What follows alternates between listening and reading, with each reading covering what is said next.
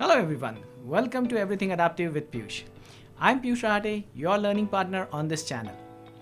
In today's episode, we will explore one of the recommended but optional activities in Scrum, and that is product backlog refinement. So stay tuned.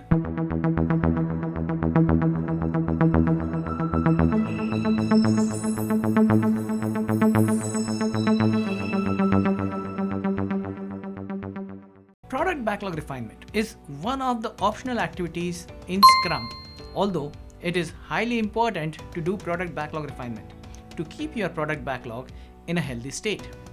So what do we mean by keeping the product backlog in a healthy state?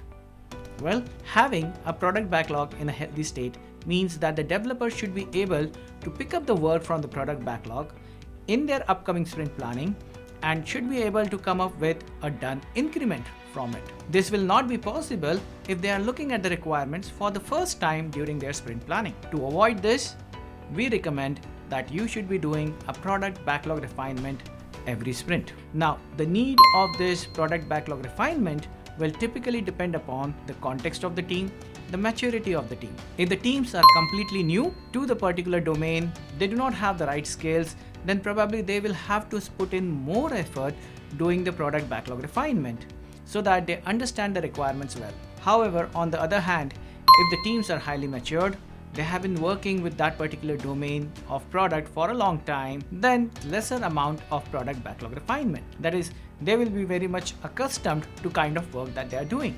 So, is there a recommended amount of time that a team should spend in product backlog refinement? No.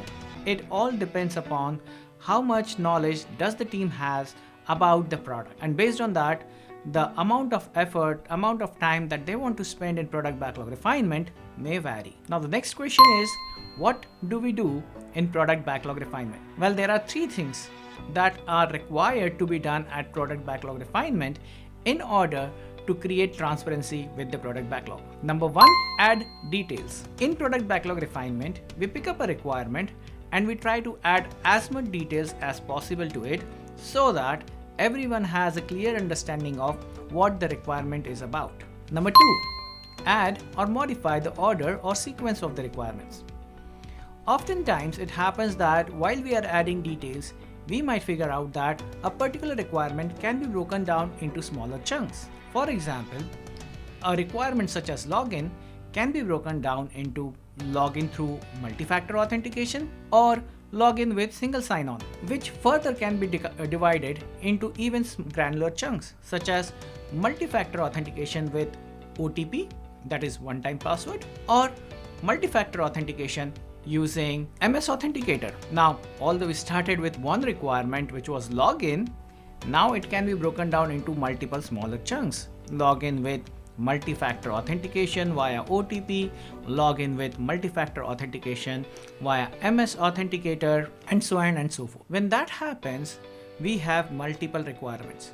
Now, which should be done first? And that is where the sequencing, the ordering of the product backlog becomes important. This is the product owner's choice based on various factors such as business value, priority, risks, implementation workflow, or development cohesion, or a combination of all of that. A product owner may choose what needs to be done first and may help the Scrum team to come up with the order of the requirements that were newly identified. That is our second step in product backlog refinement. The third step that we perform in product backlog refinement is adding or updating the size of requirements. That is, putting an estimate to the requirements. Well, this typically is done through the activity called planning poker, a good handy tool to identify the size or estimates of your requirements.